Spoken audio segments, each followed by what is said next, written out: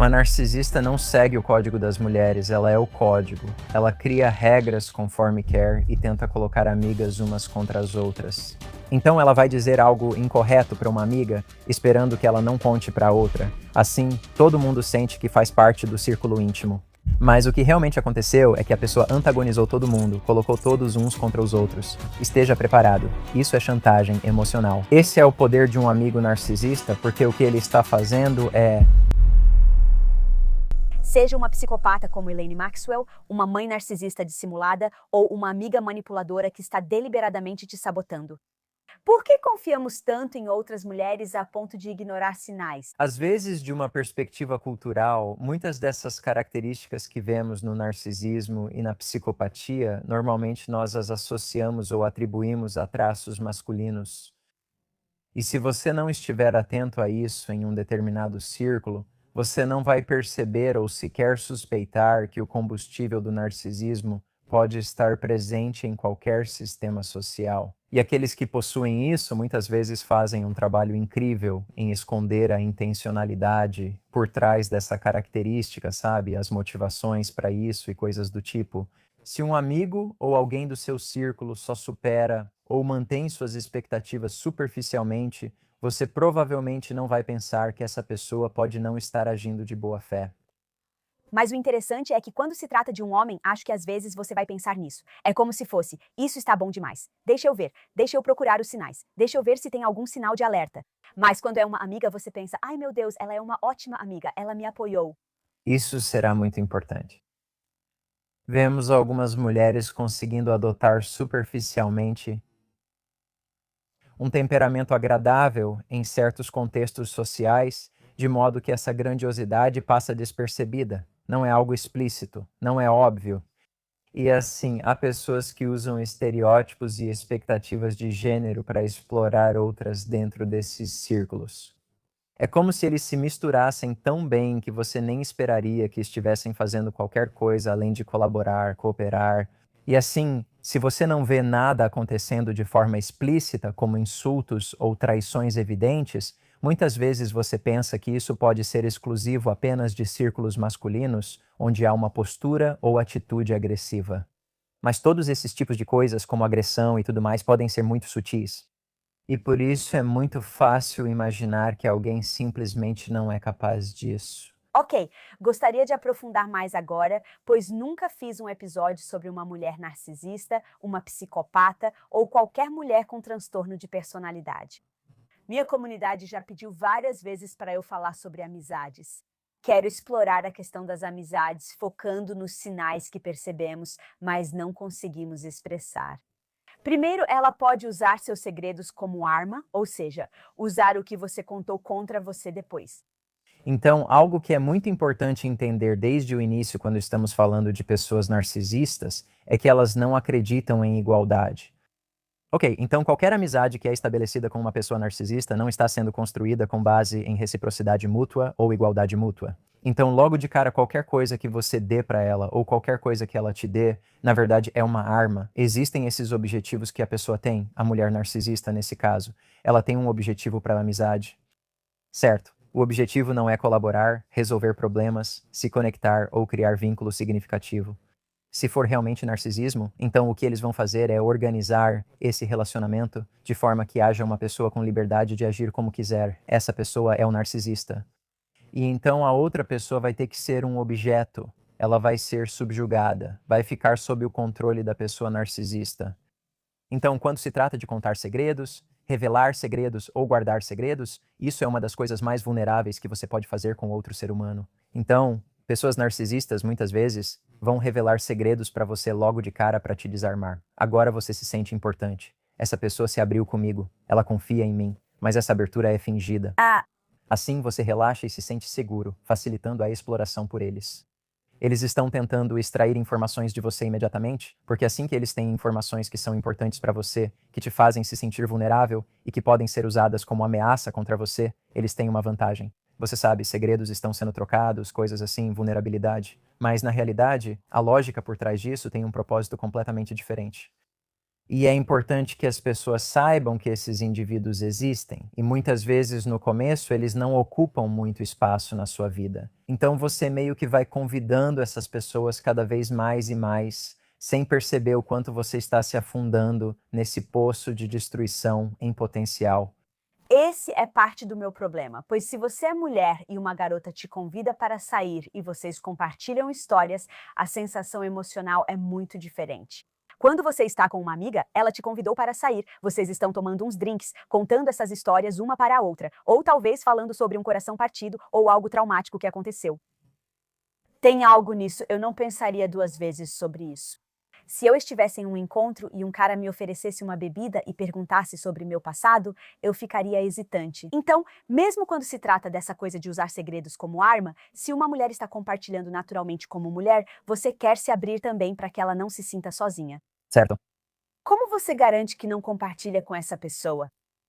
Curiosamente, porém, com pessoas narcisistas, há algo tão cativante e carismático nelas que você realmente sente vontade de compartilhar.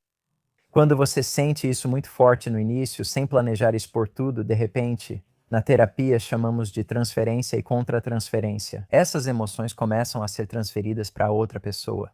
Eles podem te lembrar de alguém seguro ou familiar e até brincar com isso, imitando você e refletindo seu jeito para ganhar sua confiança rápido.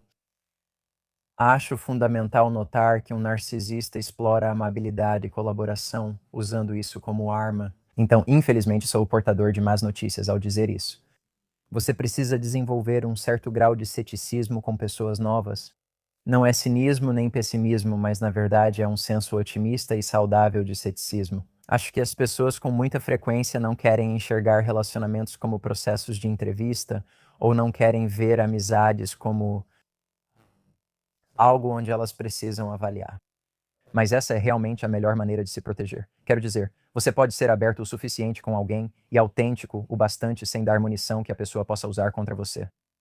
Acho que é preciso introduzir a possibilidade de que alguns desses indivíduos, mesmo que, como você disse, exista o código entre mulheres, e você normalmente não assume que alguém vai ter intenções maliciosas. Quando te conhecem e começam a compartilhar, você precisa se perguntar se talvez elas tenham.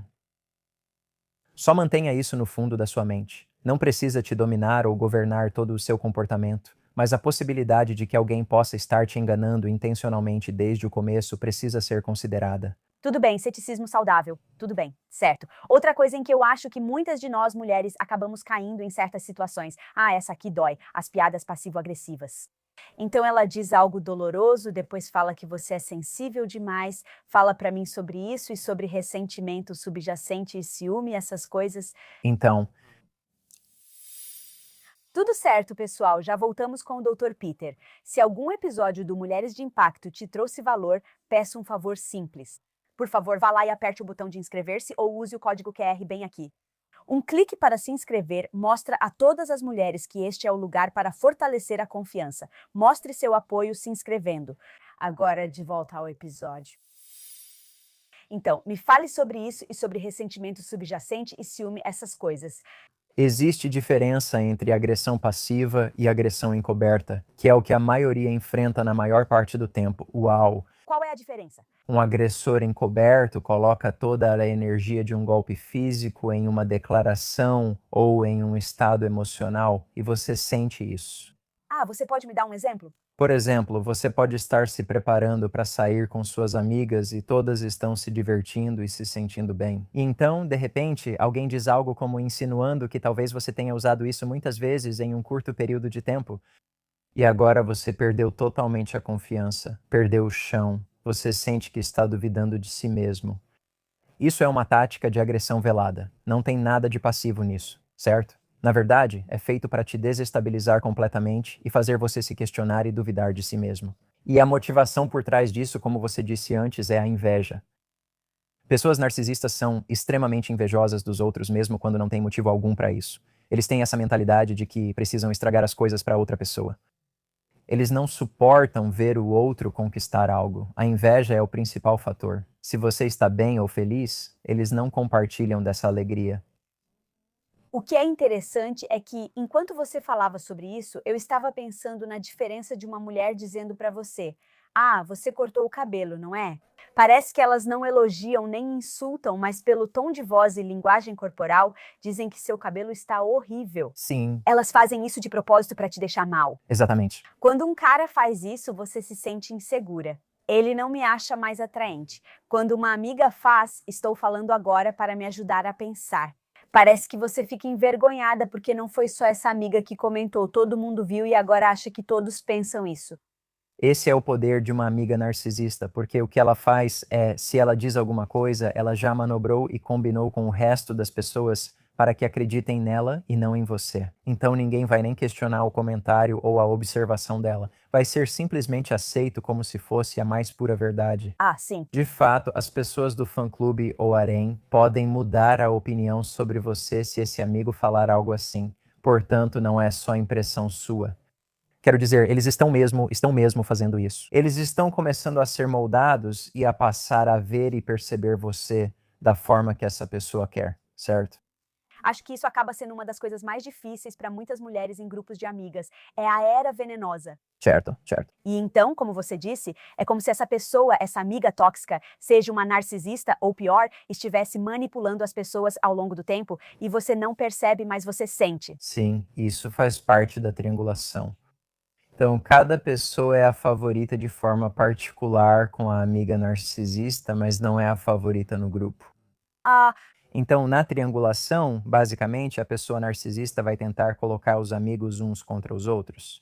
Então, ela vai dizer algo impreciso para um amigo, esperando que isso seja recebido com lealdade. Assim, esse amigo não vai contar para o outro amigo. E assim, agora todos sentem que fazem parte do círculo íntimo. O que ocorreu foi que a pessoa antagonizou todos, colocando-os uns contra os outros, mas a lealdade ao narcisista está se fortalecendo.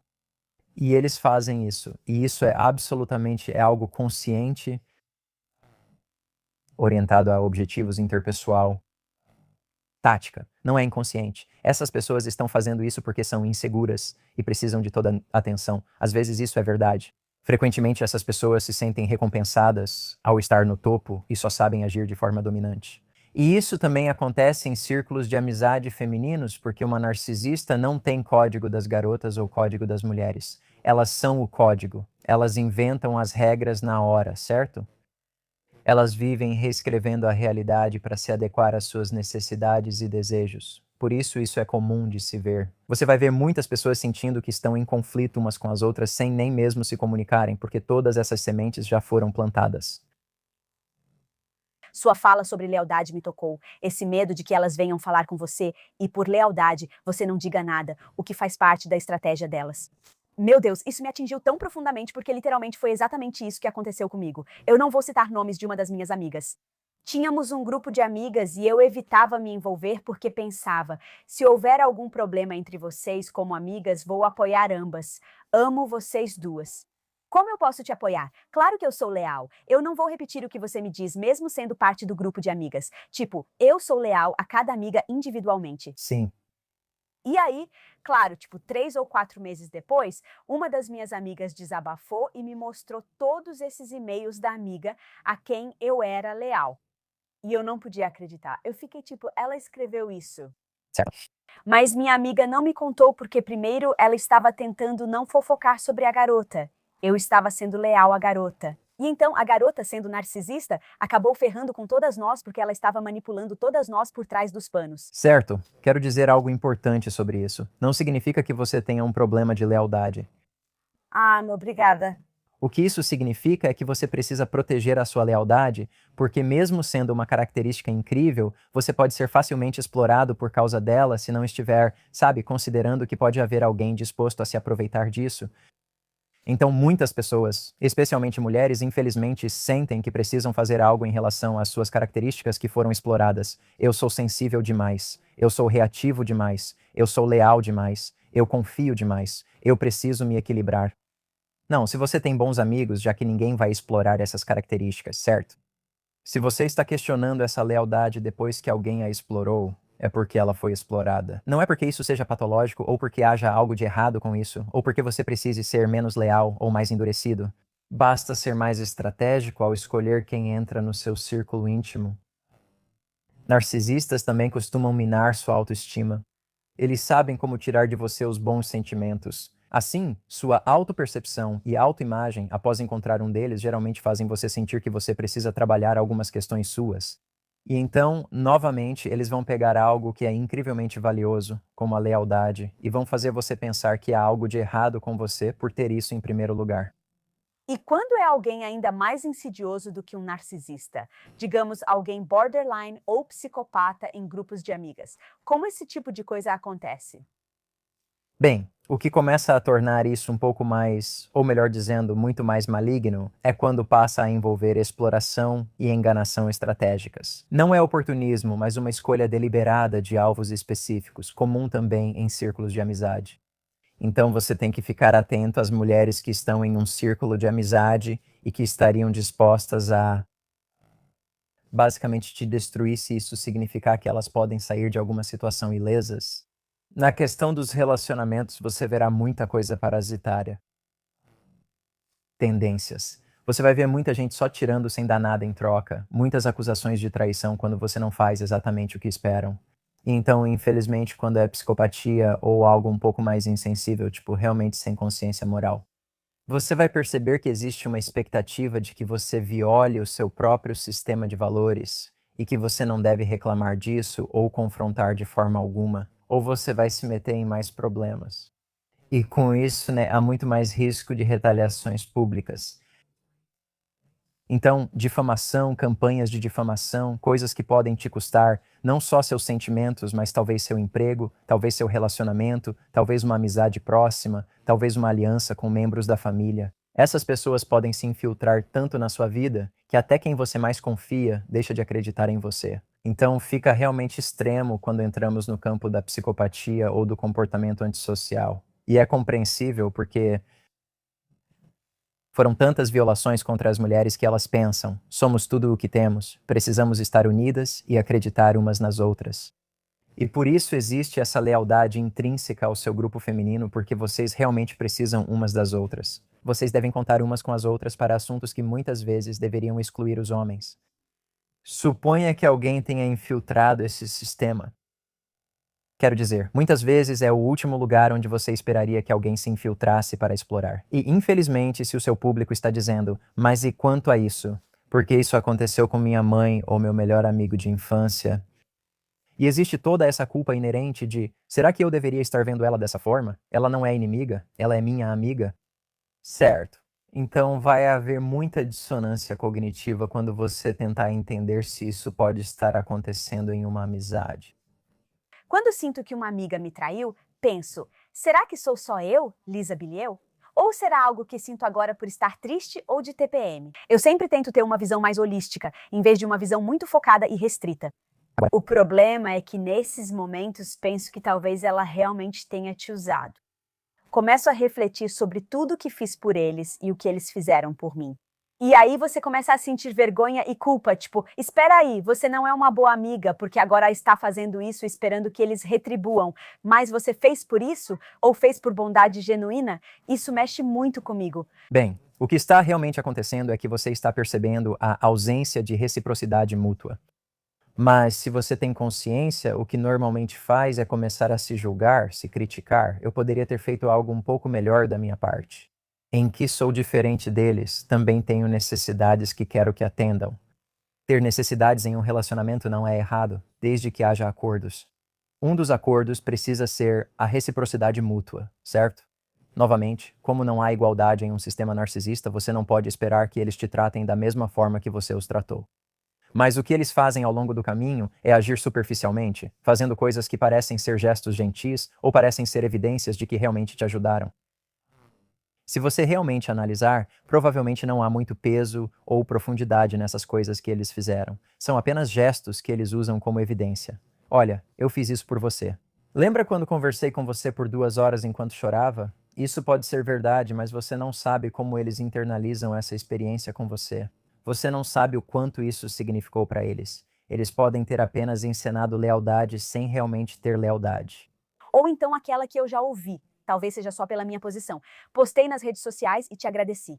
Isso significa que não significa nada. Tipo, é isso que é amizade. Certo? Eles valorizam isso porque é algo visível, né? Por isso investem, pois narcisistas priorizam a imagem em detrimento da autenticidade. Então, desde que pareça que eles te agradeceram, e agora há uma prova porque está nas redes sociais, isso deveria importar mais para você do que qualquer outra coisa, segundo eles. Sim, a prova. Você está certíssima. Outra coisa que eu acho que muitas de nós, mulheres, não percebemos é a amizade performática. A gente estava meio que falando sobre isso. Para o mundo, você pareceu uma amiga incrível. É, Você sente uma dissonância cognitiva entre como os outros percebem essa amiga em relação a você e como você se sente sobre ela. certo. Se sua primeira impressão de alguém foi que era gentil, carinhosa, doce, generosa, fazia tudo por você, contava segredos logo, parecia confiar em você desde o início.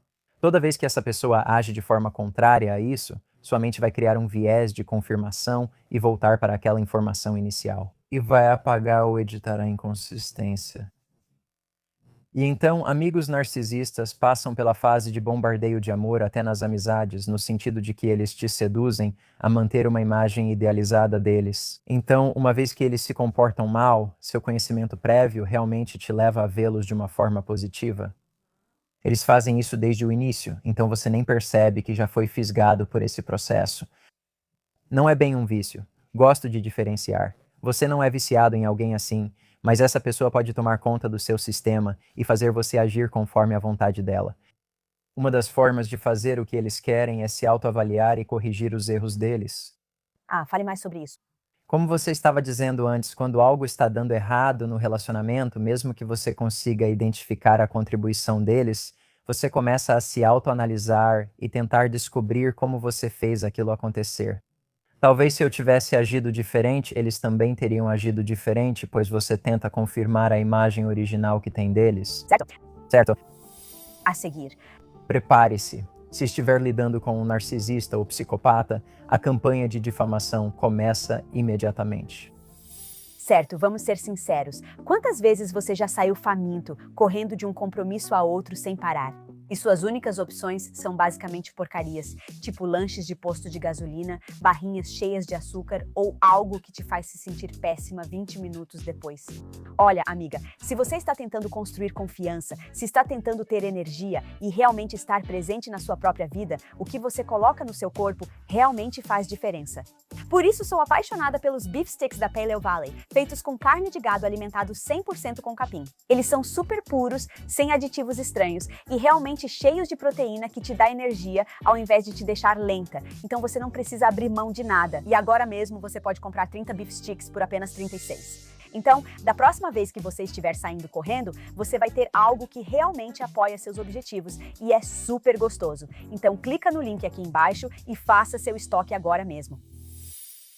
Quando se trata da dissonância cognitiva, muitas vezes você pensa, talvez eu esteja ficando louca, talvez eu tenha ouvido errado, talvez eu tenha visto errado. E aí você começa a reescrever o que de fato aconteceu. Então você está dizendo, tipo, quando os amigos chegam e confirmam o lado do narcisista? Certo. Sim. A narrativa do narcisista. Então, você está assumindo responsabilidade como eu. Sua amiga compartilha uma narrativa com os outros amigos e todos agora acreditam nela. Certo. A dissonância cognitiva para você, então você acaba acreditando nessa narrativa? Sim, quero dizer, é assim que os cultos realmente operam. Você pode começar a adotar uma nova narrativa com base na influência ou na pressão do sistema. Sabe, então outra coisa em jogo aqui não é só sair das garras do narcisista. Eles têm um harém. Então agora seus amigos que realmente eram leais a você já não são mais genuinamente leais, porque eles não podem ser leais a você e a essa outra pessoa ao mesmo tempo. E então sim, quando a mensagem é reforçada para todo o grupo e até as pessoas que ainda se importam com você pensam, acho que você está interpretando mal o que aconteceu. Sua confiança na sua percepção da realidade simplesmente é destruída. E agora você realmente é como se um novo sistema de crenças tivesse sido instalado em você e agora você está vendo o mundo através de lentes distorcidas. Então, essa coisa de culto faz muito sentido para mim. Me fala sobre como as armadilhas de um culto se repetem em um grupo de mulheres. Bem, muita gente acha que existe esse líder de culto horrível e que se você simplesmente se livrar do líder do culto, então os problemas vão desaparecer. Mas o líder do culto fez um trabalho muito bom em criar seguidores que são incondicionalmente leais. Então agora essas pessoas também têm um senso de pertencimento ao grupo. Elas precisam concordar com o líder, por assim dizer, para também obter os benefícios do grupo. Então agora há duas coisas que as motivam. Elas querem ficar no grupo e manter o favor do líder. Você lida com esses dois fatores agora. A mensagem do líder agora foi incorporada na estrutura de pensamento de todo o grupo, então agora só existe uma realidade. Essa é a realidade do narcisista ou líder. Parece uma dupla traição, pois até amigos bem-intencionados acabam subjugados e controlados. Por isso também não pensam com clareza. Essa situação é desesperadora, pois você sente que está sozinho. Tive uma psicóloga no programa que me contou sua própria história e ela disse: meu ex-marido, eu acredito, era definitivamente narcisista clínico, talvez até pior. Mas ela disse que, ao perceber os sinais, ele me traía e abusava de mim física, emocional e mentalmente. Ela disse: quando finalmente falei e contei para todos os meus amigos, ninguém acreditou em mim. Todo mundo ficou do lado dele. Ela disse: Lisa, eu perdi todas as minhas amigas. Certo, Ram? Isso é muito comum, infelizmente. E não é só comum em círculos de amizade, é comum em, tipo, círculos mais amplos, até mesmo em círculos profissionais, onde você pode ir à terapia e seu terapeuta pode ser dominado pela narrativa da pessoa narcisista. Parece que você conta algo e acham loucura. Então pensam que talvez você seja codependente. Talvez seu apego seja inseguro e não tenha relação com essa pessoa. Precisamos focar em você. Você está aqui. Essa é outra forma de invalidação, onde as pessoas responsáveis pelo seu cuidado agora começam a duvidar de você. Então isso pode se estender e fazer você se sentir como se estivesse ficando louco. Sim, a questão do terapeuta me pega porque você espera que eles entendam bem o comportamento narcisista e as táticas de manipulação, percebendo quando isso ocorre. Bem, mas muitos terapeutas veem o narcisismo como algo que vem da insegurança e da baixa autoestima. Eles veem o agressor como vítima e tentam explicar para você. As pessoas só fazem isso quando estão tentando compensar alguma coisa. Quanto mais seguro você for, menos vão projetar em você. Mas isso nem sempre é verdade. Às vezes essas pessoas se divertem com esse comportamento porque isso lhes dá tudo o que querem. Ah, certo. Sabe, isso garante os recursos delas. É como uma estratégia social. Nem sempre está relacionado a mecanismos de defesa. Então você acha que voltando ao cenário em que a mulher se manifesta, ei, olha, aquele homem tem abusado de mim, ninguém acredita em você, e eles vão ficar do lado do homem. Isso é por causa da dissonância cognitiva deles, tipo, mas eu já vi ele é muito legal, eu vi ele ajudar uma senhora a atravessar a rua, então você deve estar errada. Ou porque eles adotaram essa mentalidade de culto, tipo, todo mundo acredita nisso, então nem consigo admitir. Pode ser os dois. Ambas as coisas podem ser reforçadas em um círculo de amizade ou até mesmo em um grupo de, por exemplo, 3 pessoas. Isso realmente mexe com a minha cabeça. Vou ser honesta, porque eu sou tão do tipo que apoia as mulheres que, se minha amiga me disser que o namorado dela está abusando dela, eu fico do lado dela. A gente entra em modo de proteção. O que posso fazer? Como posso te apoiar? Não fico pensando se acredito em você ou não. Isso é tão difícil, não é? Que situação terrível. Porque, por um lado, se a pessoa está realmente compartilhando algo que aconteceu com ela, que tipo de amigo você seria se não a apoiasse? Certo? Você meio que tem que analisar a amizade como um todo e pensar: quantas vezes essa pessoa já se abriu comigo e isso se provou verdade? Às vezes é preciso considerar que as pessoas inventam coisas por interesse próprio. E às vezes isso beneficia o círculo pessoal delas, sabe? Para que pensem assim. Um exemplo disso, na verdade, foi algo que minha esposa compartilhou comigo. Ela tinha uma amiga que queria que ela a acobertasse quando estava traindo. Ah, traindo o marido dela? Sim, Nossa, sua esposa fez isso. não. Ah, Eles não são mais amigos por causa disso, porém, uau, me conte mais. Segundo esse amigo, isso foi uma traição imperdoável da parte da minha esposa. Ela quebrou o código entre amigas. Nossa, ela quebrou o código entre amigas. Minha esposa foi acusada de quebrar o código entre amigas por não querer encobrir o caso. Certo? Uau, então sua esposa simplesmente disse: eu não estou disposta a fazer isso. Foi mais difícil, mas minha esposa tem muita integridade. Ela disse: não vou fazer isso, mas vai me devastar se essa pessoa não quiser mais ser minha amiga. Mas, sabe, a integridade importava mais. Tipo, eu não quero estar numa posição em que eu tenha que mentir por alguém se eu for confrontado. E agora eu tenho que carregar esses segredos. E não são bons segredos. É basicamente isso. Vou fazer uma coisa errada e quero encobrir meus rastros. E se você é meu amigo, vai encobrir isso comigo ou está me traindo? A narrativa foi vista como traição. Droga. Como uma traição. Estou tão orgulhosa da sua esposa. Eu nem a conheço, mas que bom pra ela. Acho que se eu estivesse nessa posição, seria muito difícil porque eu pensaria: meu Deus, será que estou quebrando o código das garotas? Tipo, ela definitivamente mexeu com a minha cabeça. Mas então eu pensaria, Lisa Bileu, quem é você fundamentalmente? Qual é o seu sistema de valores? Meu sistema de valores é que eu não minto, não faço nada de propósito para machucar alguém. Se estou mentindo, estou ajudando ela a trair o marido e machucá-lo. É assim também que você sabe que o relacionamento é autêntico, porque nenhum bom amigo jamais pediria isso pra você, certo? Essa é uma maneira tão boa de colocar isso. Tipo, se eles fossem bons amigos, eles não me pediriam para trair meus próprios valores. Não, eles fariam. Quero dizer, normalmente bons amigos compartilham seu sistema de valores. Ah, sim. Você não precisa convencê-los disso. É por isso que vocês se aproximam. E, na verdade, uma das coisas sobre as quais você falou é a erosão da identidade. Então, me fale sobre isso. Sim. Então, se você é alguém que tem um senso de si mesmo bem firme, uma autoimagem, isso vai sendo erodido ao longo do processo de um relacionamento narcisista com um amigo. O motivo disso é porque todas aquelas coisas que eles intencionalmente idealizaram ou espelharam em você no começo, na verdade, eles estão desvalorizando em segredo, e eventualmente isso vai acabar estragando. Ou você esquece quem é, ou questiona tanto que sua base se torna instável. Isso causa grande perturbação de identidade nesse relacionamento. Muitas pessoas com quem trabalho costumam dizer: não sei mais quem sou.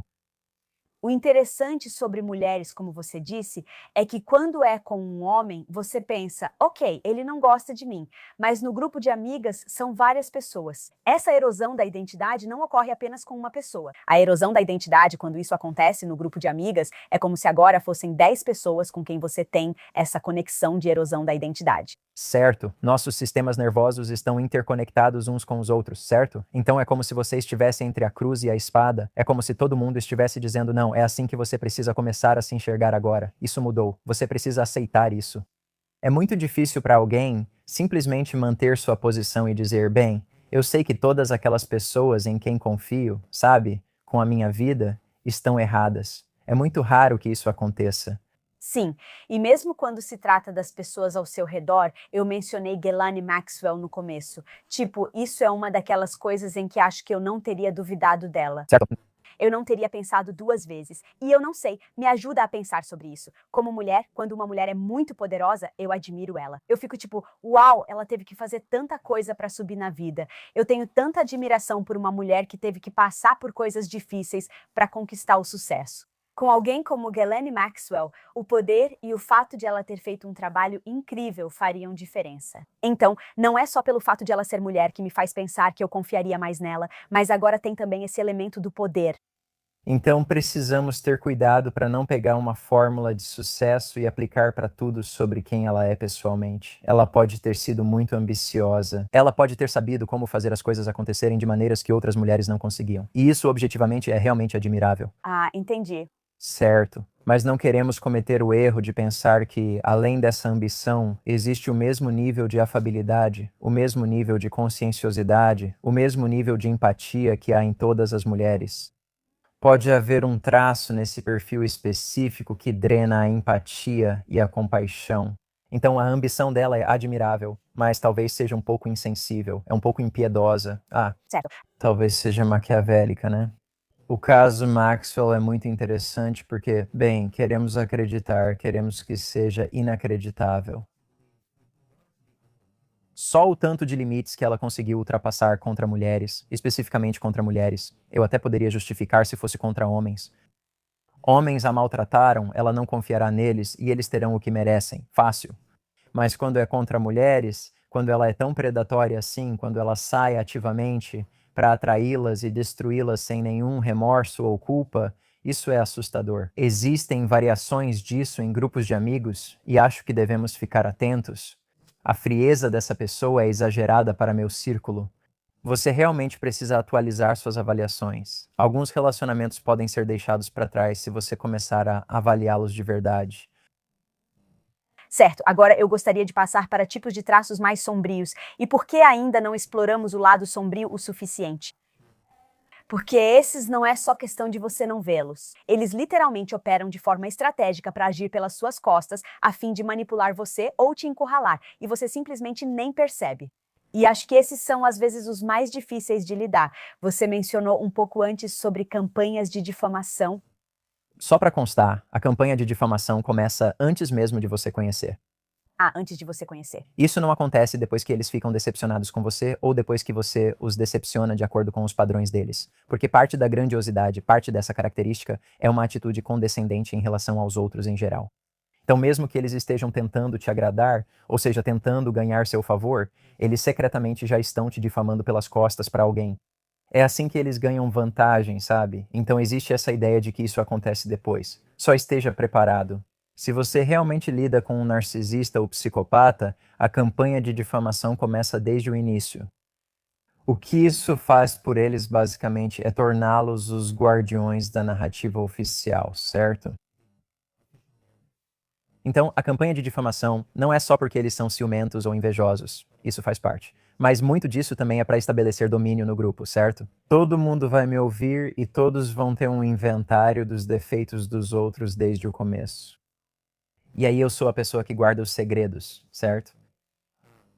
Lembra aquele livro do Arraso, do filme Meninas Malvadas? Eles têm tudo, são os guardiões e conhecem todos os segredos. Agora, mesmo que elas não tenham conhecido essas pessoas pessoalmente, todas as outras mulheres do grupo que leram o livro, isso influencia a compreensão delas sobre todas essas pessoas. Elas mantêm os boatos. Elas mantêm a reputação atribuída pela pessoa que escreveu o livro, né?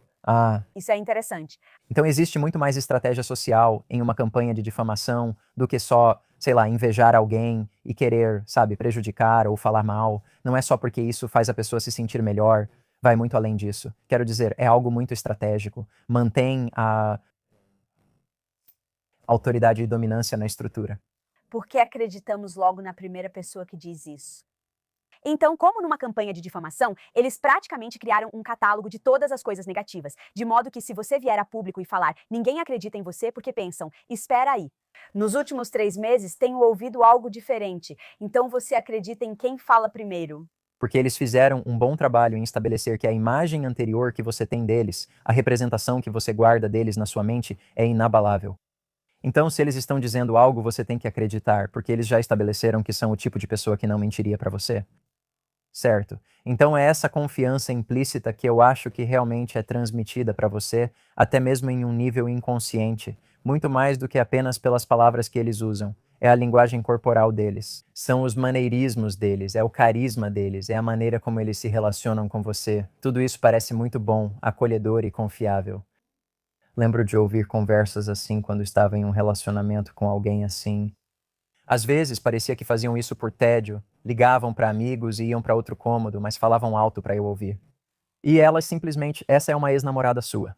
E elas simplesmente diziam coisas para as amigas delas. Sobre você? Sobre mim, mas também sobre os outros amigos.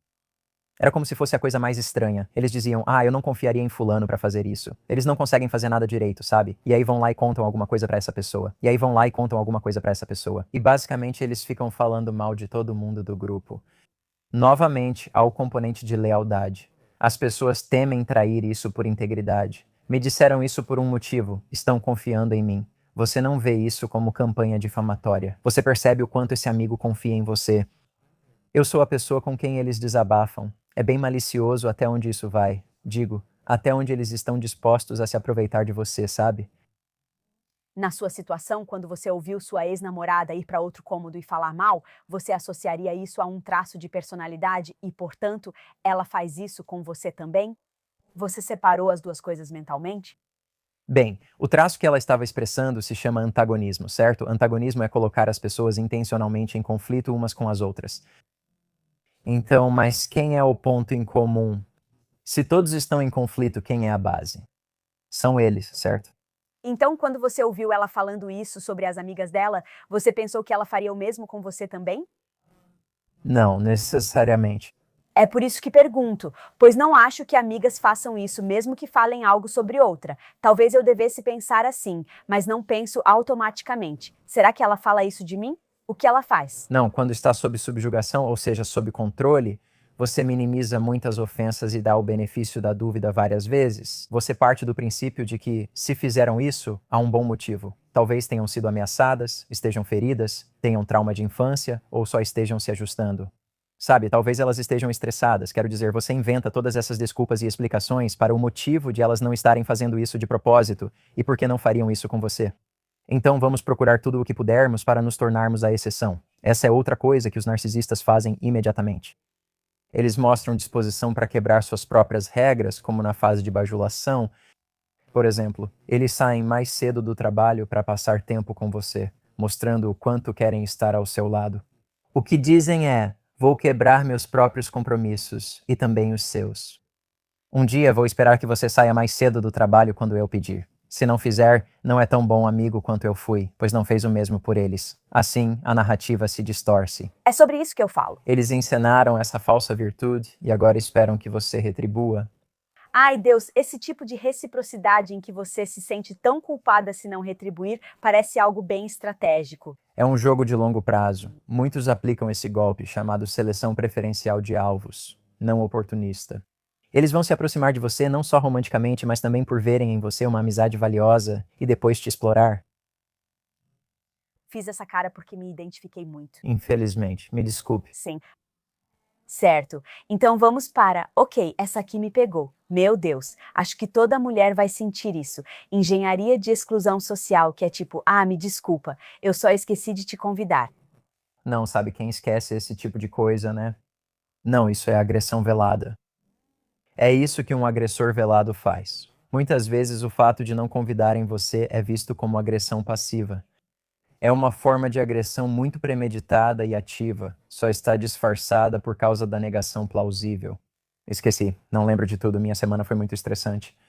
Ah, sim, como você deveria responder? Porque, de novo, eu pensaria, ai meu Deus, se eu fosse uma boa amiga, seria mais empática com as semanas difíceis delas. Sei que tiveram um dia ruim no trabalho. Totalmente, eu entendo, sem problemas. Agora me sinto péssima comigo mesma. Você não se sente mal consigo mesmo quando alguém te faz se sentir seguro. Ah, Isso é bom. Você deve pensar: por que me sinto mal com isso? Se foi um erro honesto, não deveria me sentir mal. Eu daria o benefício da dúvida. Isso acontece, podemos esquecer. mas e se for, digamos, por exemplo, vou ser honesta, quando eu era muito jovem, eu era muito insegura. Tipo, se uma amiga não gostava de mim, eu achava que isso dizia tudo sobre mim. Como saber se nessas situações não é só uma insegurança ou ferida sua? Você deve observar o padrão se repetindo, ou seja, quantas vezes eu me sinto assim nesse relacionamento. E se isso não acontece em outros contextos, se é exclusivo desse contexto, pode ser algo específico dessa dinâmica de relacionamento. Ah, entendi. Porque se isso está acontecendo em todo lugar, sim, me desculpe, mas talvez você precise conversar com alguém sobre isso. Se isso só está acontecendo em um relacionamento, você deveria se perguntar por que só nessa dinâmica eu me sinto assim. Parece que você está sendo minha terapeuta hoje. Tudo o que diz está me tocando porque você está certíssima. É, eu quase nunca tenho esse sentimento com minhas amigas, exceto por uma pessoa. Ah, tá vendo? Hum, É, então preste atenção nisso. E aí você pergunta o que fazer com isso. Você não descarta imediatamente, você só observa. Você coleta os dados e baseia os novos nesses eventos, não no tempo em que tudo era perfeito e unido. Agora há novas informações, então é preciso atualizar. sim. A dissonância cognitiva impede a atualização de crenças e evidências, pois narcisistas se beneficiam da sua incerteza. Assim você fica se questionando: sou eu? São eles? Entendi certo? Esse é o ponto ideal para um relacionamento narcisista, você ficar incerto. Sim, muitas vezes acho que mulheres acabam voltando àquele sentimento inicial, seja numa amizade ou relacionamento, aquela fase de love bombing. Eles eram assim. Lembro quando disseram que eu era a melhor amiga deles. Eu lembro quando eles estiveram lá por mim naquela vez que eu precisei deles. Eles faziam isso com todas as outras pessoas do grupo também. Conquistava a simpatia dos outros pelas suas costas. Todo mundo se sentia o favorito. Cada um tinha um segredo que ninguém mais sabia. Todos sabiam algo sobre eles, uma informação valiosa que os tornava o segundo no comando. É triste. E quanto àquilo de não, você é mesmo a minha terapeuta, é bem claro quando se vê. Isso aconteceu várias vezes. Você percebe como eles são tóxicos. E aí outra das suas amigas adora eles. Eu não sou fofoqueira e não gosto de falar mal de ninguém pelas costas. Sempre falo diretamente se alguém me ofender ou se tiver algum problema. Valorizo muito a comunicação. A única coisa que eu não gosto de fazer, porém, é fofocar pelas costas de alguém ou dizer algo negativo. É difícil ver o verdadeiro caráter de alguém enquanto outra pessoa que você ama não percebe quem essa pessoa realmente é. Qual é a sua responsabilidade nessa dinâmica de amizade? Ficar em silêncio ou falar? Até agora, Peter, vou ser honesta, eu fiquei quieta. talvez seja melhor assim. Talvez seja melhor assim porque você nunca sabe qual vai ser a reação. E para ser sincero, tipo, você dar a informação para eles não resolve a dissonância deles. Simplesmente não resolve. Ah, você tá certa. Então, tipo, você espera que a informação vá resolver alguma coisa para eles. Na verdade, isso deixa eles ainda mais desconfortáveis. Muitos têm opinião diferente. Dizem, você só os deixa ser vítimas desse predador. Mas não é isso. Se quiserem conversar, você está disponível. Você pode dizer, minhas experiências são diferentes. Se quiser conversar, sabe onde me achar. Apenas faça o convite. Mas eu não daria informações espontaneamente, pois se acreditam nisso, não é culpa deles. Se colocaram na cabeça deles que essa pessoa é confiável, tentar convencê-los só atrapalharia ainda mais a narrativa. É como tentar tirar alguém de uma seita quando a pessoa ainda está totalmente envolvida. Ah, Eles se rebelam contra você e, tipo, eles não gostam de você porque acham que você está tentando machucá-los, certo? Eles não conseguem confiar em você. Por que você iria querer me tirar disso? Mesmo que eles já tenham começado a perceber que isso não é bom para mim, ainda assim, eles não podem simplesmente acreditar na sua palavra. E outra opção é, se você realmente tiver provas concretas, você pode dizer, eu tenho algo que talvez você queira ver ou ouvir. Se você estiver disposto a ver, eu estaria disposto a te passar isso. Precisa ser algo concreto, como uma mensagem de texto, para evitar que a mente deles os engane na hora. ainda assim me sinto muito mal com isso. Bem, você está cuidando deles. Eu recebo essa mensagem o tempo todo das pessoas. Como eu conto para meus filhos adultos, que o pai que eles conheciam não é nada do que eles pensavam. Eu digo, você realmente não faz isso. É preciso deixar o padrão se revelar para eles. Desde que eles não estejam em nenhum perigo físico, eles não vão conseguir entender isso só pela sua narrativa. Isso pode até te afastar deles. Isso é realmente útil de saber, porque eu acho que isso pode realmente machucar alguém quando você pensa, ok, eu vou ter coragem de ir lá e contar para eles aquela coisa difícil que me deixa desconfortável, mas estou fazendo isso para protegê-los. E aí você fala e eles meio que descontam em você. Isso pode ser tão difícil, você pensa, foi tão difícil para mim ter coragem de falar isso desde o começo, e eu estou fazendo isso por eles, e agora eles me odeiam por causa disso. Bom, isso até acontece quando as pessoas trabalham comigo. Elas dizem, você pode me dizer se essa pessoa é narcisista? Eu digo, não, não vou te dizer. Você vai me dizer. Ah, Porque você é minha principal fonte e me dará informações para eu ver o padrão se formar objetivamente, sem que eu simplesmente te dê o rótulo.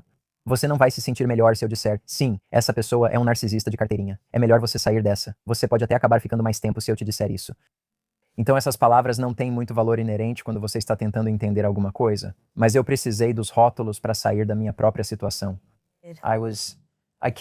Eu ainda via o relacionamento pelas lentes do trauma, com base nos modelos que aprendia na escola. como, por exemplo, ela passou por um trauma. Ela está traumatizada e é por isso que ela está me maltratando. E então, nós fomos para a terapia e os terapeutas disseram, ela está traumatizada. É por isso que ela está se comportando assim. Se você lidasse diferente com o trauma dela, ela te respeitaria e trataria de outra forma. Tudo ficou sobre mim.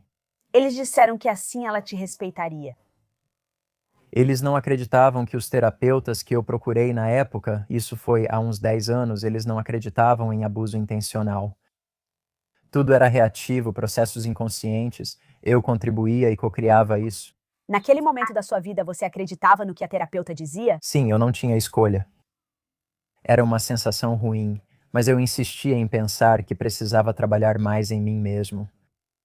Porque se eu não estou enxergando isso e todo mundo parece enxergar claramente, então isso é claramente um problema inerente. Está vindo de mim. Era nisso que eu acreditava.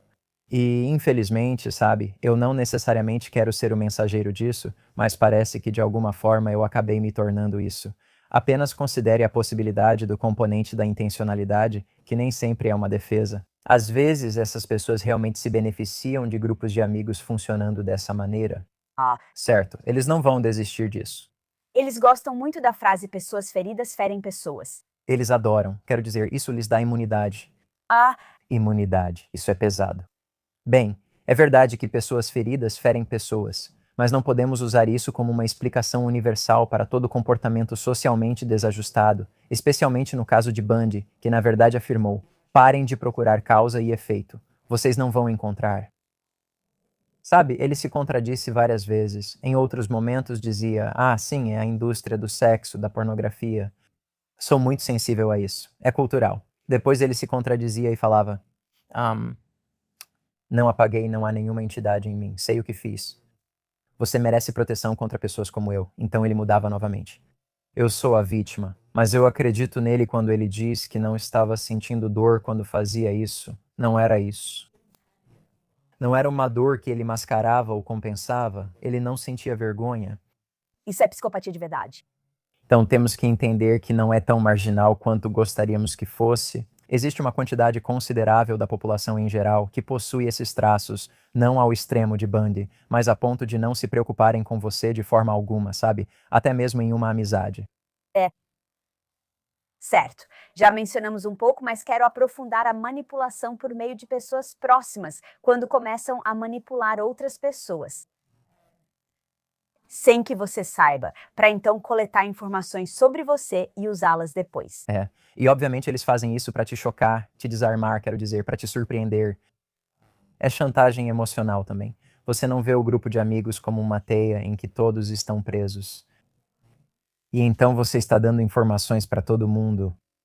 Outra coisa que eles fazem é tentar arrancar informações sobre eles mesmos do grupo de amigos de forma implacável, só para o caso de você ter dito algo sobre eles. Fale mais sobre isso. Mesmo que você dissesse algo tão inocente quanto, sabe, aquele comentário que fizeram outro dia meio que magoou meus sentimentos, mas eu não quis dizer nada. Bem, isso vai chegar até eles. Então você tem que suspender temporariamente a confiança em qualquer pessoa que esteja subjugada, o que de novo dá mais trabalho para você. É triste, mas seus amigos também podem ser influenciados, certo? E sem que percebam. Não estou dizendo que se voltaram contra você. Eles só podem estar operando nesse sistema de subjugação, onde estão sob o controle dessa pessoa. E assim, eles nem estão totalmente cientes do quanto estão dispostos a não te trair, mas divulgar. Sabe? É quase como se eles estivessem sendo usados como espiões em vez de amigos. Certo. Isso, na verdade, me faz pensar na mãe que tem o transtorno de personalidade, onde ela pode usar os outros filhos. Totalmente. Então, me fale sobre as mães. Bem, minha mãe teve uma mãe assim. Não quero que pareça que estou falando mal da minha família, mas minha avó materna era uma mulher muito má. Você se lembra? Eu me lembro.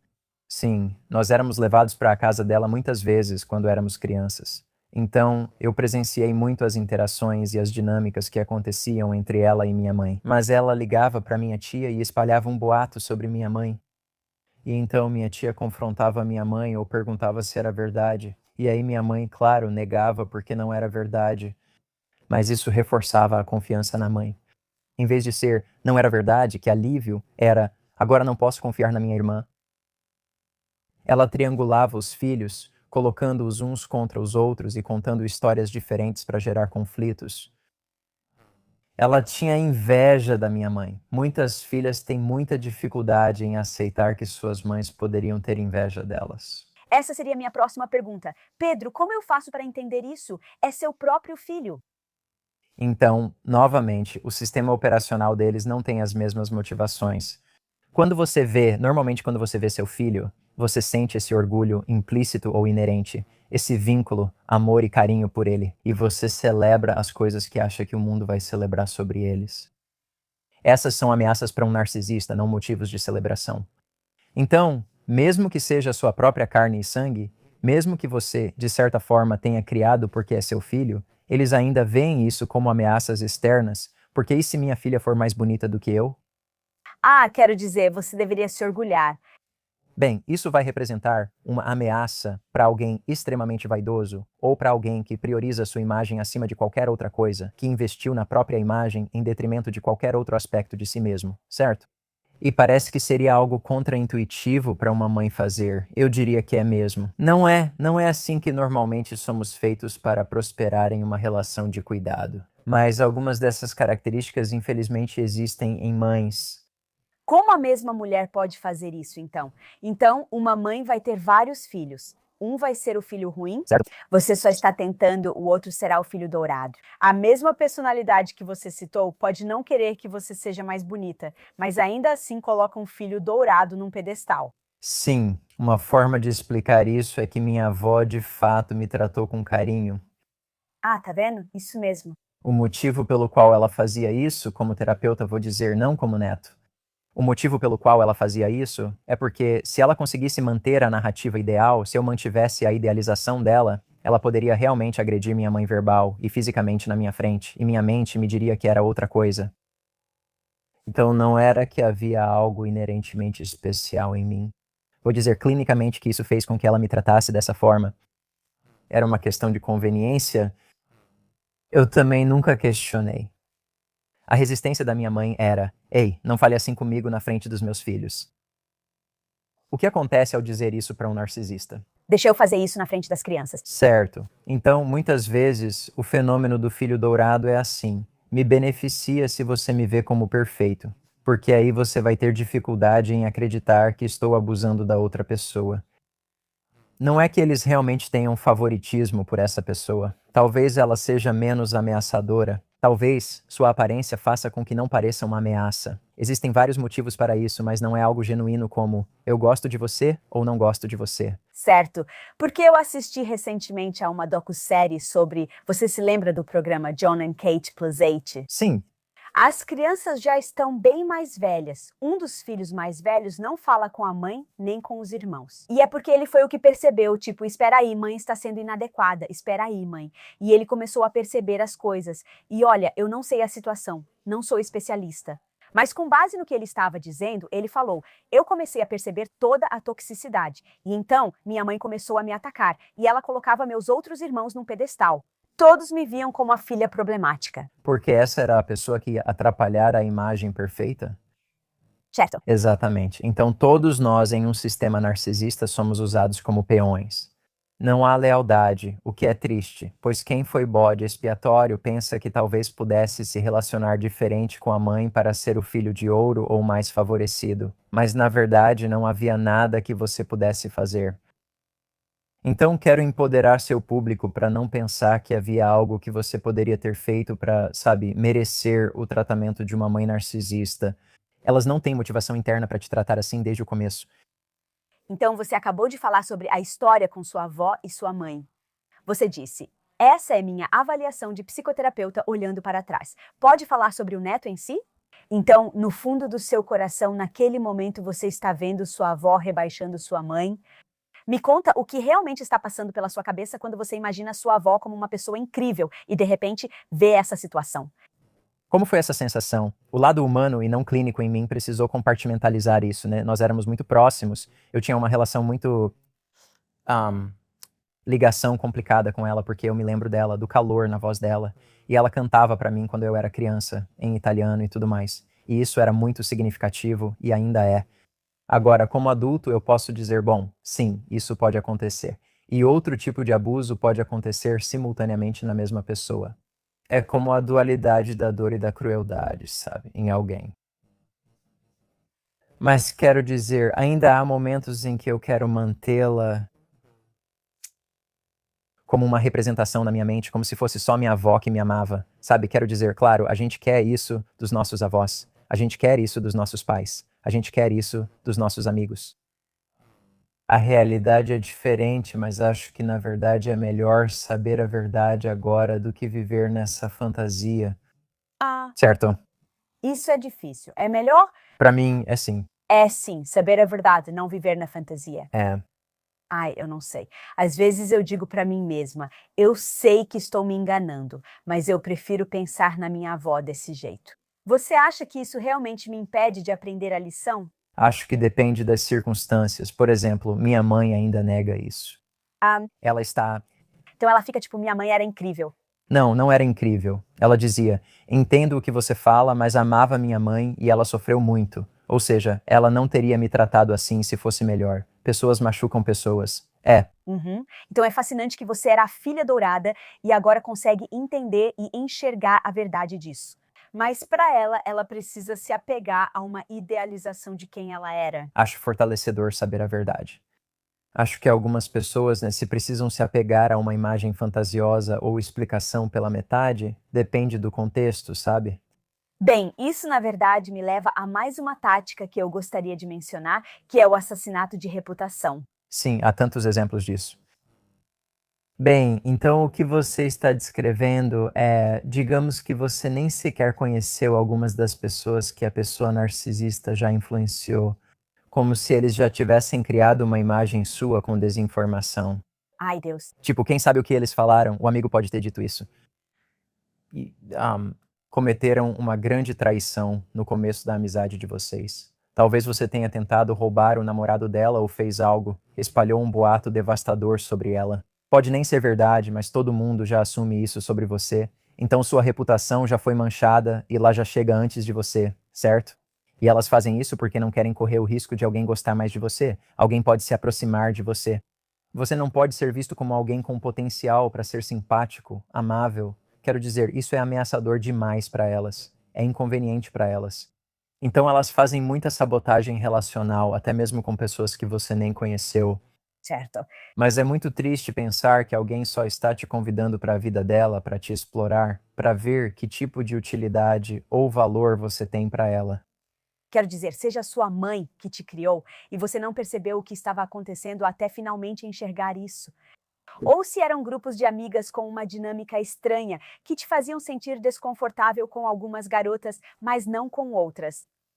Ou se você já esteve em um relacionamento onde o homem te manipulou intencionalmente. Isso pode marcar as mulheres e abalar nossa confiança como poucas coisas no mundo. Você menciona um tema que quero aprofundar: reconstruir sua confiança na sua percepção da realidade. Tenho uma citação sua. Consciência não é cinismo, é proteção. E conhecer o manual é o começo da liberdade. Então, quero falar sobre o Manual da Liberdade. Essa citação é muito apropriada para o que discutimos antes. Acredito que a consciência me libertou. Precisava ter consciência intelectual de que isso é possível em vez de viver sem considerar essa possibilidade. Isso pode ser ainda mais perigoso, certo? Acho que restabelecer a confiança na própria percepção da realidade passa por resolver a dissonância. O problema é que não há evidências suficientes nesses relacionamentos para provar que essa pessoa tem feito isso com você o tempo todo. Então você não consegue decidir se está dentro ou fora, certo? A confiança na própria percepção da realidade volta, porém, quando você começa a aceitar padrões que convergem, queira você ou não. Ah, sim, eu adoraria falar sobre isso. Li seu livro, é muito bom, e você resume bem como lidar com isso. Então, o número 1 é nomear o que aconteceu, dar nome ao comportamento. Por que isso é importante? Bem, porque eu acho que, na maioria das vezes, você tem chamado o que aconteceu pelo nome errado, certo? Então você precisa ouvir, você precisa realmente ouvir as palavras de forma diferente. Essas palavras precisam fazer você perceber que se trata de outra coisa. A maioria das mulheres que me procuram diz: eu nunca imaginei, nem em 1 milhão de anos, que o que eu estava passando com minha amiga ou meu parceiro era abuso. Posso dizer essa palavra? E é tipo, com certeza você pode dizer, e você tem que dizer. Você tem que dizer agressão, abuso, seja qual for a palavra ruim, porque isso é descritivo. Por isso usamos a linguagem para descrever e enfatizar o que aconteceu. Você vê isso por lentes distorcidas, então não é amizade, é preciso nomear as coisas corretamente. Acredito que nomear as coisas como realmente são tem muito poder. Elas também precisam dizer isso? Então, acho que depende da pessoa. Algumas pessoas se sentem muito fortalecidas quando colocam a própria história em palavras, falam dela em voz alta e tem alguém como testemunha disso. Alguém precisa conhecer a minha verdade, acreditar nela e validá-la. Isso é ótimo, principalmente para as mulheres, eu acho. Alguém sabe e não vai me explorar com essa informação, e nada mudou entre nós. Isso é poderoso. Então eu acho que muitas mulheres deveriam contar isso para alguém em quem confiem. Outras pessoas escrevem e só precisam saber que conhecem a verdade sobre isso, sem necessariamente ter uma testemunha. Acho que depende de cada caso. O interessante é que você estava dizendo que às vezes colocar isso em palavras pode ir contra a forma como você se vê. Mesmo falando de dissonância cognitiva, se você se vê como uma mulher poderosa e confiante, mas então passa a chamar isso de abuso, pode haver dissonância cognitiva, até internamente. Do tipo, Sim, será que eu posso ter sido abusada e ainda ser uma mulher muito forte? Sim, isso pode criar, tipo, com certeza uma perturbação de identidade ou uma perturbação no seu autoconceito. Se você sabe quem é e isso não condiz com quem você é, pode abalar um pouco o seu autoconceito. Ah, tudo bem. Então, depois que você deu um nome ao comportamento, você disse que precisa enxergar o padrão e perceber que não foi algo aleatório. Ah, sim, tudo bem. Então, essa é uma parte realmente importante. É como uma análise retrospectiva para identificar padrões. Houve algum Havia alguma consistência nesse comportamento, mesmo que possa ter havido 1 milhão de vezes em que a pessoa desculpou, explicou ou justificou isso? Gostando ou não do comportamento, ele persistiu ao longo? Gostando ou não? Não importa, existiu, porque essa é uma maneira diferente do seu cérebro entender o que aconteceu. Agora perceba esse comportamento, e a chance de aumento se baseia nas informações anteriores que possuo. Tipo, qual é a probabilidade disso depois de 5 anos? Essa pessoa vai de repente parar de mentir para os meus outros amigos ou de inventar desculpas para nunca vir ao meu aniversário, certo? Isso aconteceu 5 anos seguidos. Então, goste você ou não, apenas observe o padrão, anote o padrão desse comportamento. Quantas vezes isso aconteceu, certo? Me explica essa coisa do gostar, porque eu posso entender. Ok, olha, esse comportamento ruim, eles esqueceram seu aniversário. Eles continuaram inventando desculpas. Ok, bem, 5 anos seguidos, claramente eles não se importam com o meu aniversário. Por que é importante perceber um padrão no que gostei? Bem, porque a interpretação emocional disso, de se você gostou ou não, pode ofuscar se aquilo realmente aconteceu ou não. Ah, fale mais sobre isso. Bem, quero dizer, vamos usar o vício como exemplo. Todos os motivos que a pessoa deu para explicar seu comportamento podem ser totalmente verdadeiros. Pode ter sido trauma ou um sistema nervoso muito sensível. Todos esses motivos para o comportamento podem ser verdadeiros. Agora você precisa decidir. Você está disposto a tolerar esse comportamento, goste ou não? Esse comportamento está alinhado com o seu sistema de valores? E você consegue lidar com isso nesse sistema relacional? Se não conseguir, sim, importa se você gosta ou não, mas isso vai trazer uma perspectiva mais objetiva. Eu simplesmente não acredito muito que esse comportamento vai parar. É impactante ver isso só como algo que você não quer na sua vida e não como algo que precisa amar ou odiar. Ah, isso faz sentido. É, isso realmente faz muito sentido. Ok, o próximo passo é aceitar que foi intencional, não acidental. Uma de suas frases: manipulação não é reflexo da dor, mas estratégia calculada. Isso é o que meio que me diferencia de muitas outras pessoas na área da psicologia atualmente. Eu não acredito que todos esses padrões estratégicos de comportamentos repetidos são processos inconscientes que são estritamente mecanismos de defesa. Acredito que há intenção nisso, pois realmente funciona para essas pessoas. Assim como você valoriza a lealdade e não vai deixar de ser leal, eles também não deixarão de ser exploradores. Esse é o sistema deles. Como você mostra lealdade aos seus amigos nos grupos? Digo, provavelmente há muito comportamento intencional. Eu faço questão de agir assim de propósito. Eles fazem igual, mas não por lealdade, e sim por se acharem no direito. Uhum, nossa, isso faz tanto sentido.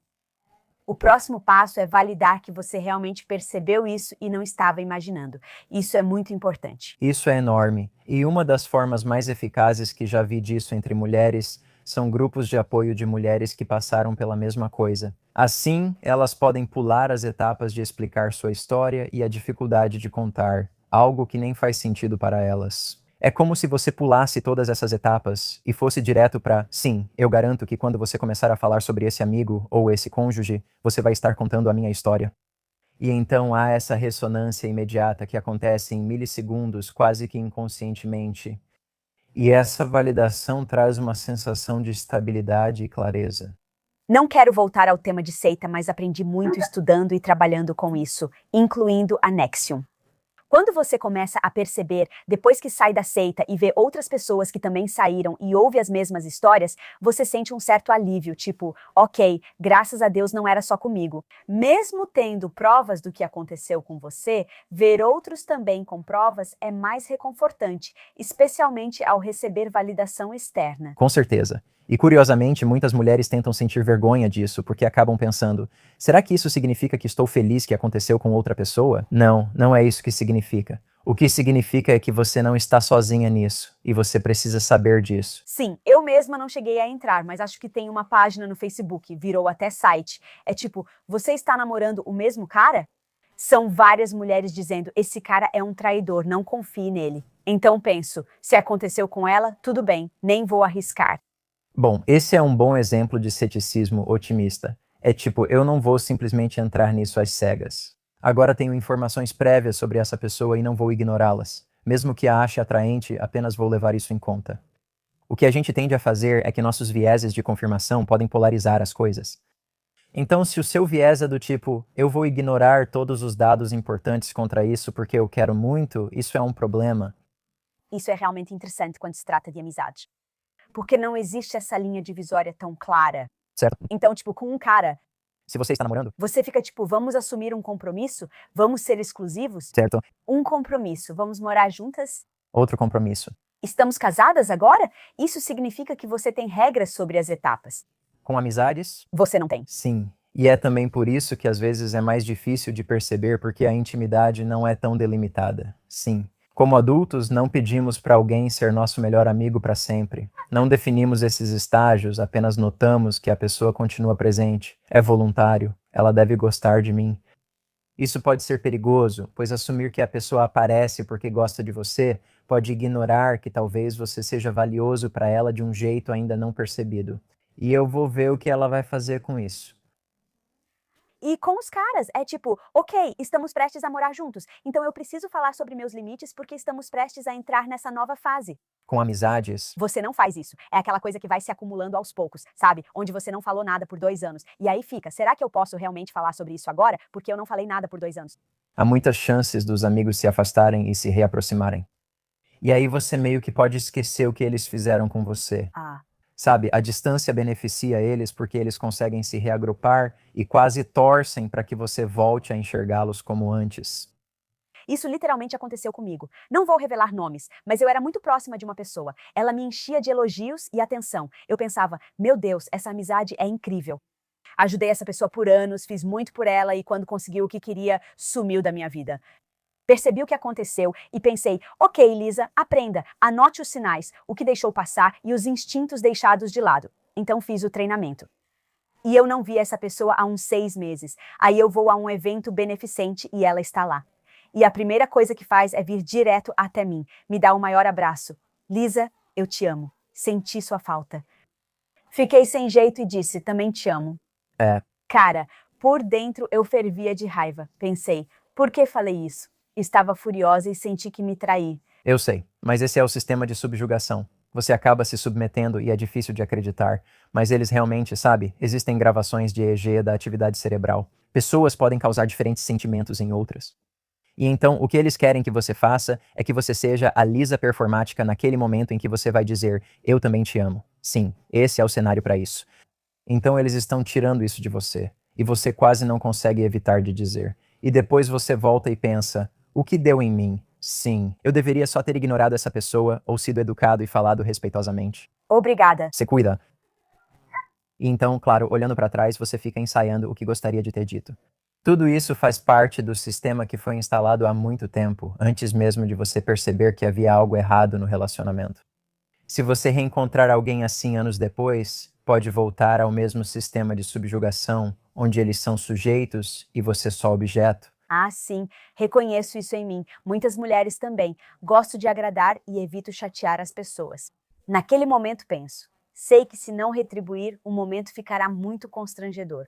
Era provavelmente o mais adequado a dizer naquele contexto, já que você não queria causar desconforto. Sim, eu entendo o que você está dizendo, mas eu fiz isso mais para me sentir confortável do que realmente por ser sincera sobre como eu me sentia. E eu entendo isso. Acho também que o que estou dizendo é que existe um elemento de influência que vai além do que você percebe. Chega um ponto em que entra um aspecto de etiqueta social em que você realmente sente que estaria fazendo algo errado se retirasse. Esse tipo de pessoa consegue quase fazer você começar a sentir isso antes do golpe fatal.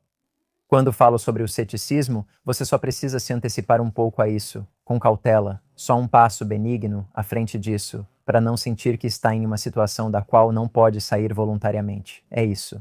Eu odeio essa sensação. Eu odeio tanto essa sensação.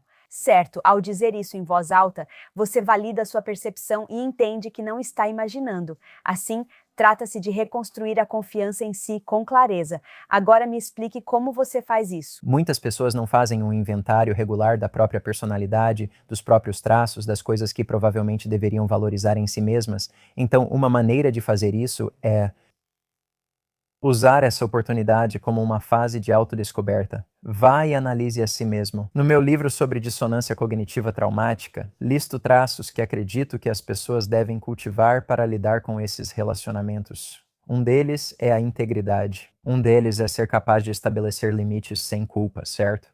Autocompaixão. Muitas vezes nos ensinam que se formos compassivos conosco mesmos, então somos narcisistas. Isso é ridículo. Então, quando você consegue criar um autoconceito do qual você se orgulha, o próximo passo é o autorrespeito. E o autorrespeito é colocar esse autoconceito em prática. É a ação do seu autoconceito. Muitas pessoas ficam só na ideia e realmente dizem coisas maravilhosas sobre si mesmas. Elas só não colocam isso em prática. Tem um exercício que eu faço. E às vezes, quando fazemos workshops presenciais para mulheres, eu faço com que elas assinem um contrato como um código de integridade. E então, agora, depois que elas saem desse evento, a única pessoa que elas estão decepcionando se violarem o contrato são elas mesmas. Existem detalhes sobre como é esse código de integridade? Sim. Quais são algumas dessas coisas? Falo de características e qualidades que você valoriza e acredita que fortalecem você e seus relacionamentos, como cumprir sua palavra. Estar disposto a dizer não sem culpa, sabe? Conhecer seus próprios limites. Não se sentir um mau amigo se você tiver que dizer, não, eu não vou conseguir, sabe? Isso acontece com minha esposa com frequência, onde ela se sente exausta e mesmo assim se sente obrigada a ir a um evento. E na cabeça dela, as pessoas ficam decepcionadas se ela não for. Eu só a lembro, conheço seus amigos, eles vão se decepcionar se você se esforçar tanto. Então, mude essa narrativa. Isso é tão verdade, eu realmente pratico isso. E o que me ajudou foi pensar, ok, o que eu estou pensando?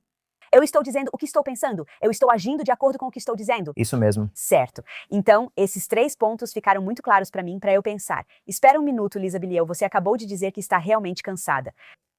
Certo. Você disse que sairia hoje à noite e saiu. Isso não é agir com integridade. Esse processo é chamado de mentalização ou metacognição, onde você pensa sobre o que está pensando, em vez de só agir com base nisso. Certo. Certo. Então, isso nem sempre funciona pra gente. Às vezes a gente pensa, ok, mesmo tendo pensado sobre isso, ainda assim não fiz o que eu queria fazer. Tudo bem, e você se perdoa. Mas esse exercício é um bom começo. Refletir sobre seus pensamentos para chegar a outras conclusões, certo? Aliás, em relacionamentos com amigos narcisistas, eles impõem esse senso de urgência.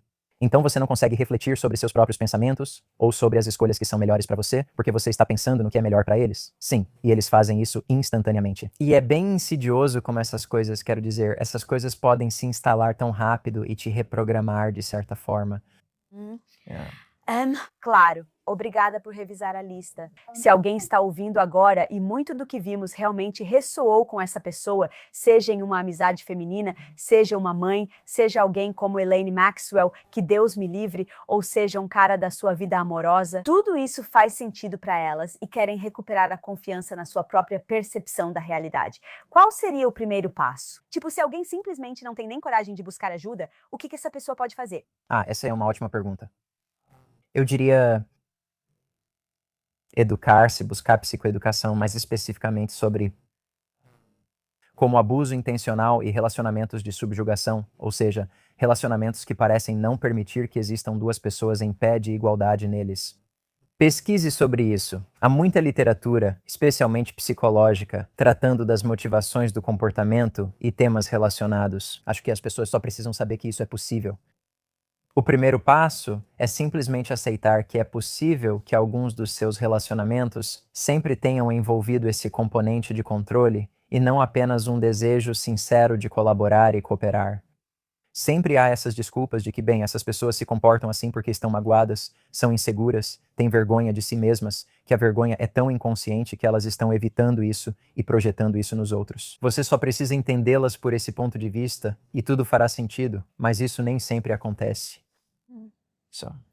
E se quiserem conhecer mais sobre o seu mundo, ler seus livros e todas as coisas incríveis que você está fazendo agora, onde eles podem te encontrar? Sim, eu tenho um site, derpetersalerno.com, que explica os serviços que ofereço para as pessoas, que envolvem consultoria, grupos e coisas desse tipo, workshops presenciais para mulheres e coisas assim. Tenho livros na Amazon e estou no Instagram, no YouTube e em todas essas plataformas. Obrigada por todo o trabalho que você faz pelas mulheres. Obrigado por me receber. Sinceramente incrível. Eu leio os comentários de vocês e muitos pediram um episódio sobre a mulher narcisista tóxica. Tá sendo difícil para mim hoje porque trouxe muitas coisas à tona. No final, quando ele disse, eu saiba que é possível, isso me abriu os olhos, pois nunca tinha pensado nisso. Ainda assim, fui machucada no caminho. E se isso aconteceu comigo, quantas de vocês, mulheres, já foram pegas de surpresa por uma mulher na sua vida, em quem você realmente achava que podia confiar, deixou ela entrar no seu mundo e agora está sofrendo as consequências? Esse episódio de hoje é para você. Então, gente, por favor, vão conferir os livros dele. Sério mesmo, eles são muito poderosos. Vocês precisam ler. Gente, muito obrigada. Por favor, deixem nos comentários mais sugestões do tipo de entrevistas que vocês querem que eu faça e vão conferir o trabalho dele, porque, sinceramente, ele tem muita informação para compartilhar. Se você ainda não é inscrito, aperta aí no botão de inscrever-se. Até a próxima, seja a heroína da sua vida.